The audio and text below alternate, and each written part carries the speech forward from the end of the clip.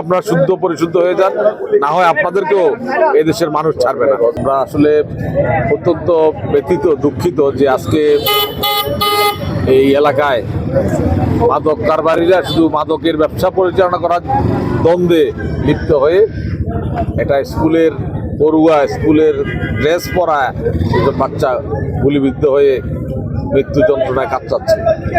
এটার মতো দুঃখজনক ঘটনা আর কুমিল্লায় হয়েছে বলে আমি মনে করি না। আমাদেরকে সময় এসেছে আসলে এই মাদক ব্যবসার বিরুদ্ধে সামাজিকভাবে, রাজনৈতিকভাবে, প্রশাসনিকভাবে ঐক্যবদ্ধভাবে কাজ করতে হবে। কারণ প্রশাসনের প্রতিটি ক্ষেত্রে আমরা দেখতে পাচ্ছি যে মাদক কারবারিদের সাথে একটা যোগসাজশ এখনো রয়ে গেছে। 15 বছরের ন্যায় এখনো তারা এই কর্মকাণ্ড চালিয়ে যাচ্ছে।